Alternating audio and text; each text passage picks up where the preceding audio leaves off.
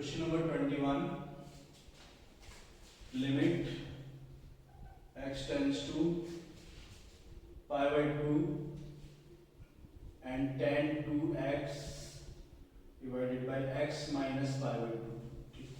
इसको solution find करना है हमको। यहाँ पे लैट कर लेंगे, लैट सिंपल फॉर्म में कन्वर्ट करेंगे क्योंकि इसमें जो फॉर्मूला अप्लाई होगा वो limit x tends to 0 tan x by x equals to 1। ठीक है, ये फॉर्मूला अप्लाई होगा तो यहाँ पे इसको हम सिंपल फॉर्म में कन्वर्ट करेंगे। ठीक है, सो लैट कर लेंगे कि x माइनस पाई बाई 2 जो है वो h के इक्वल है। ठीक है, अब यहाँ पे लिमिट क्या है कि जब x tends to pi by 2 होगा तो कहने का मतलब है कि x की वैल्यू पाई बाई 2 हो जाएगी तो पाई बाई 2 माइनस पाई बाई 2 तो h का वैल्यू कितना हो जाएगा, ऑब्वियसली 0 हो जाएगा। ठीक है, तो ये लिमिट h टेंड्स टू 0 और ये tan ट्वाइस x किसके बराबर होगा, x is equals to x जो है वो h plus pi by 2 plus h इसके इक्वल हो जाएगा। So it is pi by 2 plus h, solve कर देंगे इसको और ये जो है h, so it is limit h tends to 0, so it is tan pi plus 2h and upon h। So pi plus 2h h means यहाँ पे पाई, यहाँ से अगर पाई होगा तो ये ऑब्वियसली थर्ड क्वाड्रेंट में होगा तो ऐड शुगर टू कॉफी के हिसाब से जो tan होता है यहाँ पे पॉजिटिव होता है तो it is limit h tends to 0, it is tan 2h divided by h। ठीक है, ये हो जाएगा। अब यहाँ पे जो है ये देख रहे हैं कि दोनों सेम होने चाहिए, यहाँ पे h है यहाँ पे 2h है तो 2 से मल्टीप्लाई और डिवाइड कर देंगे तो अल्टीमेटली ये जो है यहाँ पे क्या हो जाएगा, किसके इक्वल हो जाएगा, 1 के इक्वल हो जाएगा तो इसका आंसर जो है वो 2 आ जाएगा। ठीक, now next question number 22. Question number 22 is find the derivative of function. So fx equals to root x sin x. ठीक है, तो यहाँ पे जो प्रोडक्ट रूल अप्लाई करेंगे u into v, so it is u v dash plus v u dash. तो simply f dash x जो है वो स्क्वायर रूट x को में फिक्स रखेंगे तो sin का डेरिवेटिव cos x हो जाएगा एंड sin x को फिक्स रखेंगे तो रूट x का derivative 1 by 2 into 1 by root x। ठीक है, फाइनल आंसर ये हो जाएगा 4 plus mod x minus 1। ठीक है, क्वेश्चन सबसे पहले जो हम इस फंक्शन पे कंसंट्रेट करेंगे that it is gx equals to x minus 1। तो इसका ग्राफ कैसे बनेगा, यहाँ पे x minus 1 तो x equals to 0 and x minus 1 equals to 0 means x equals to 1। यानी कि मतलब x equals to 1 यहाँ पे ये ग्राफ इस तरह करके बनेगा मॉडुलस फंक्शन। ठीक है, तो यहाँ पे हम नोट कर सकते हैं कि ये जो फंक्शन है इसका जो डोमेन रहेगा वो r होगा क्योंकि सारी की सारी x की वैल्यूज को ये कंसीडर कर सकता है। ठीक है, लेकिन इसका जो रेंज रहेगा वो 0 से लेके x equals to 0 से लेके इंफिनिटी तक रहेगा तो इसका रेंज जो हो जाएगा वो 0 से लेके इंफिनिटी तक रहेगा। ठीक है, और क्लोज इंटरवल 0 to इंफिनिटी ये रहेगा। ठीक है, उसके बाद जो हमें इस फंक्शन को देखना है तो fx जो फंक्शन है वो क्या है 4 plus x minus 1, यानी का मतलब कि 4 plus gx इस फंक्शन का सम है। तो हमने सिंस जो gx का रेंज है वो 0 से लेके इंफिनिटी तक है। ठीक है, अगर हम दोनों तरफ इसमें 0 ऐड करते हैं 0 plus 4 less than equals to gx and plus 4 and less than infinity plus 4 तो ये gx plus 4 क्या हो जाएगा, fx हो जाएगा 4 less than equals to fx और ये infinity plus 4 क्या रहेगा, infinity रहेगा। तो कहने का मतलब है कि जो fx फंक्शन का जो रेंज रहेगा वो हमेशा क्या रहेगा 4 से लेके infinity तक रहेगा। ठीक है, ये आंसर होगा इसका। और इसका जो डोमेन है वो डोमेन है हमेशा r रहेगा, क्यों, क्योंकि जो फंक्शन है डिफाइंड है किस पे, r पे डिफाइंड है, r की कुछ भी वैल्यू कंसीडर करेंगे उसके लिए फंक्शन का एक यूनिक वैल्यू आएगा तो इसलिए इसका जो डोमेन रहेगा r रहेगा और रेंज जो है ये 4 to इंफिनिटी रहेगा। और part question is fx equals to 1 by root 5 minus x। सबसे पहले डोमेन फाइंड करना है इसका। डोमेन का मतलब क्या है कि x की वो वैल्यू जिसके लिए फंक्शन डिफाइंड है। सो fx is defined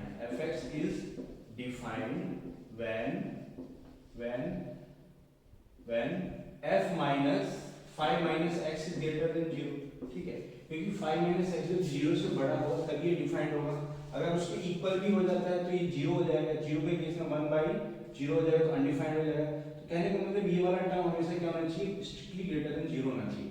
तो कहने का मतलब हो गया कि x लेस देन 5 हो गया। x less than 5 means x की वैल्यू क्या होगी, वो 5 ओपन इंटर 5 अप टू -इंफिनिटी ये रहेगी, ठीक है। तो ये इसका डोमेन हो जाएगा, क्योंकि फंक्शन को डिफाइन होने के लिए यहाँ से -50 से लेकर 5 तक की वैल्यू ही कंसीडर की जा सकती है, ठीक है। अब इसका हमें रेंज फाइंड करना है। रेंज फाइंड करने के लिए क्या देखेंगे हम, हमने देखा कि यहाँ पे जो x है वो x लेस देन 5 है, ठीक है। तो 5 माइनस x इसको इधर ले जाएंगे, 5 minus x is greater than 0, दोनों तरफ स्क्वायर रूट करेंगे, 5 माइनस x ग्रेटर देन 0 हो जाएगा, then 1 by square root 5 minus x कितना हो जाएगा, ग्रेटर देन 0 हो जाएगा। और ये क्या है, fx है, ठीक है। तो fx is always greater than 0, ठीक है। तो हमेशा जो fx की रेंज रहेगी, रेंज वो हमेशा ग्रेटर देन 0 रहेगी। कहने का मतलब है कि 0 से लेके इंफिनिटी तक रहेगी। आप यहाँ पे देख भी सकते हैं कि अगर x की वैल्यू हम यहाँ पे माइनस इंफिनिटी मतलब कि नेगेटिव वैल्यू सब्स्टिट्यूट करेंगे, -5 लेंगे, -5 +5 हो जाएगा, तो 5 + 5 कितना होगा, 10 हो जाएगा। तो स्क्वायर रूट 10 मतलब कि उसकी जो रेंज होगी पॉजिटिव रहेगी, ठीक है। उसके बाद हम मैक्सिमम 5 तक जा सकते हैं।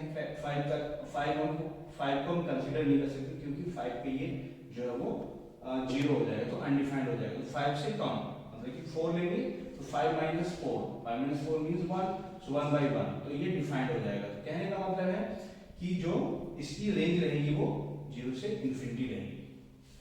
Number 25 points A is 2, 3, 4 and point B is -1, 2, 3 and C is -4, 1 and -10. Points are collinear. So solution is AB is 3 plus 1, 2 plus 1 square plus 3 minus 2 square plus 4 plus 3 square. Okay. So it is 3 square 9 plus 1 plus 7 49.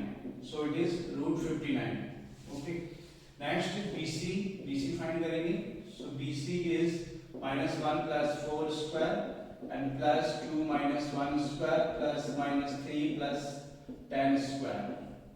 Okay. So it is 3 9 plus 1 and plus 7 49. So it is root 59. Root 59.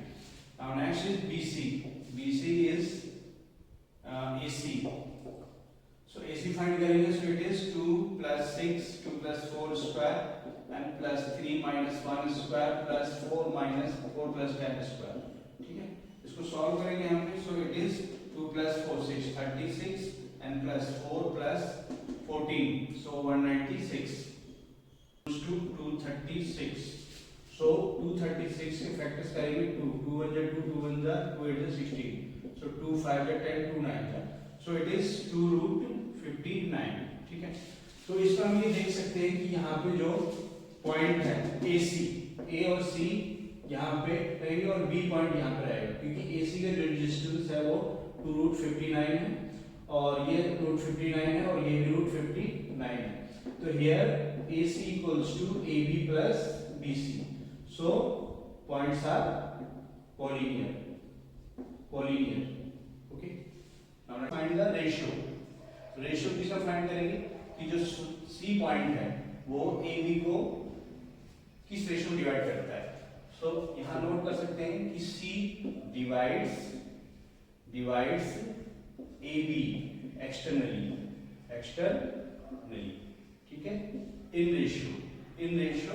अब यहाँ देख सकते हैं कि AB जो है और AC कितना हो जाएगा, AB जो है रूट 59 हो गया और AC जो है रूट 59 हो गया.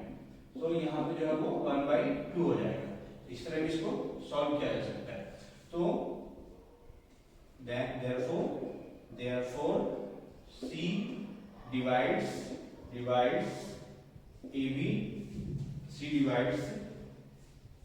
AB externally externally in ratio 2:1. Okay, तो इस तरह से हम इसको सॉल्व कर सकते हैं. नंबर 25 और part.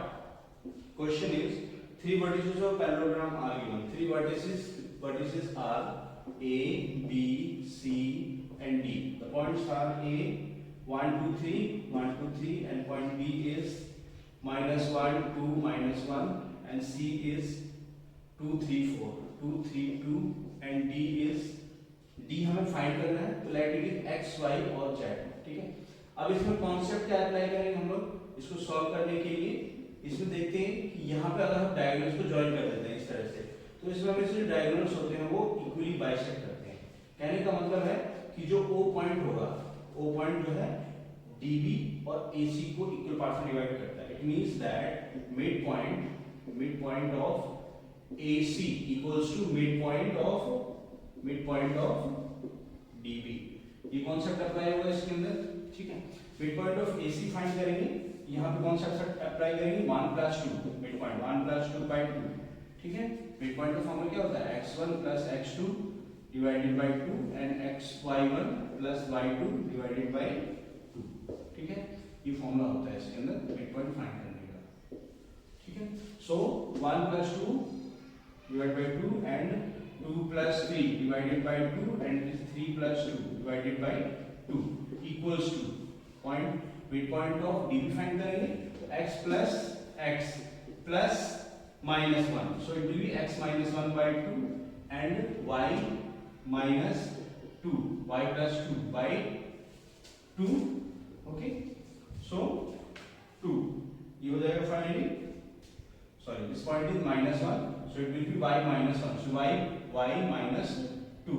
okay, and this is z -1/2. Now comparing